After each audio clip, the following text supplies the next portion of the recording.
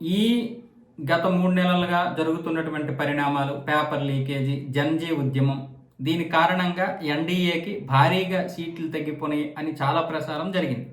అయితే వాస్తవంగా ఏంటి అంటే కొన్ని సర్వే సంస్థలు అలా చెప్తాయి, కొన్ని సర్వే సంస్థలు ఇలా చెప్తాయి. కానీ ఇప్పుడు India Today, C Voter, mood of the నేషన్లో వచ్చినటువంటి ఈ యొక్క సర్వేలు మాత్రం ఇటు కాంగ్రెస్, బీజేపీ రెండూ కూడా సమాంతరంగానే విశ్వసిస్తాయి. ఎందుకంటే అది ఎప్పుడూ 6 నెలలకు ఒకసారి ఆ సర్వే జెన్యున్గా చేసుకుంటూ పోతుంది.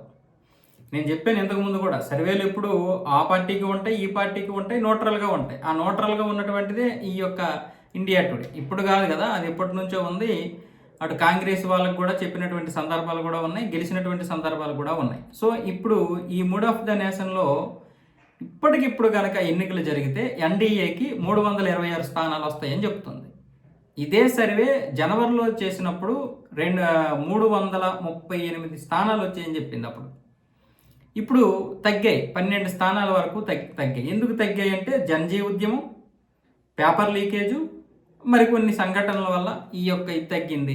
ఇటు పెరిగాయి కాంగ్రెస్కి 3 స్థానాలు, జనవరి కంటే ఇప్పుడు 3 స్థానాలు పెరిగాయి. ఎందుకంటే అదే జన్జీ ఉద్యమం, ఇటువైపు రాహుల్ గాంధీ కాంగ్రెస్ పార్టీని మంచిగా లీడ్ తీసుకెళ్తున్నాడు, మంచిగా కార్యక్రమాలు చేస్తున్నాడు, దానివల్ల 3 స్థానాలు పెరిగాయి అని చెప్తున్నారు. ఇప్పుడు ప్రతిసారి కూడా వీళ్ళు 1,00,000 మంది వరకు సర్వే చేస్తారు. జనవరిలో 95,000 మందిని సర్వే చేశారు, ఇప్పుడేమొచ్చేసి 26,000 మందిని సర్వే చేశారు. వీటన్నింటినీ కూడా వాళ్ళు పరిగణలోకి తీసుకుంటారు. జూలై 1 నుంచి ఆగస్టు 25 వరకు ఈ 26,000 మందిని సర్వే చేస్తే ఈ యొక్క విషయాలు బయటకు వచ్చాయి. ఎన్డీఏకి 260 స్థానాలకు పైగా వస్తాయి, 261. మిగతా 65 స్థానాలు ఏమొచ్చేసి వాళ్ళ యొక్క ఎన్డీఏలో భాగంగా ఉన్నటువంటి మిత్రపక్షాలకి వచ్చేటటువంటి పరిస్థితి అని చెప్తున్నారు. ఇంతకుముందు ఏమొచ్చేసి దీనికి 200 అంటే ఎక్కువ వచ్చాయి, 338 ఎన్నో స్థానాలు వచ్చే అవకాశాలు ఉండేవి అని ఆ సర్వేలో చెప్పారు కదా. ఇప్పుడు తగ్గాయి కదా, దీనికి కారణం ఏంటి అంటే జన్జీ అని.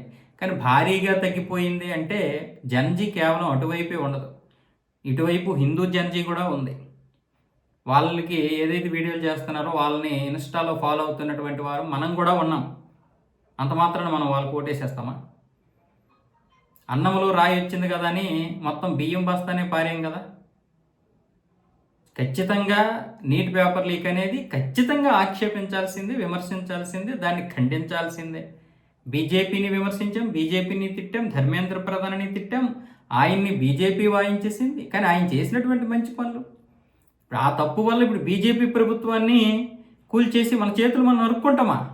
ఆ మాత్రం తెలియదా ప్రజలకి?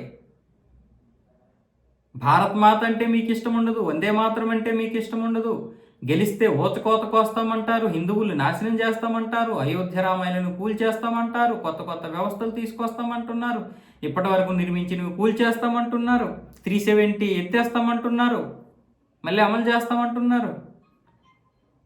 మరి ఇలాంటి వాటిని మేము గుర్తుపెట్టుకొని మళ్ళీ మీకు ఎలా ఓటేస్తాం? పేపర్ లీకేజ్ అనేది ఖచ్చితంగా ఖండిస్తాం. ఆ మాత్రం దానికి మా చేతులు నరుక్కొని మా తలలు మీ కత్తులకి బలిదానాలకు ఇస్తామా? ఒకవేళ హిందువులు అలా ఉన్నా సరే అడ్డబడిపోము, అందరం వెళ్ళి మేల్కొల్పుతాం. ఈ 3 సంవత్సరాలు ఖచ్చితంగా మేల్కొల్పుతాం. ఇదే నా నినాదం. మీరు ఎవరెవరైతే ఆర్థికంగా మిమ్మల్ని బలపరుస్తున్నారో, ఉగ్రవాదులకు డబ్బులు ఇస్తున్నారో వాళ్ళందరి జీవితాలు కూడా బయటికి తీస్తాం. ఈరోజు మేము మనందరం అనుభవిస్తున్నటువంటి స్వతంత్రం ఏమైనా మామూలుగా వచ్చిందా?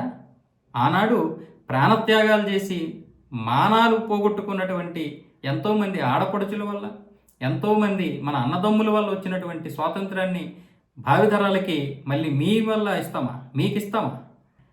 ఇంతకుముందు మామూలుగా వచ్చిందే స్వాతంత్రం?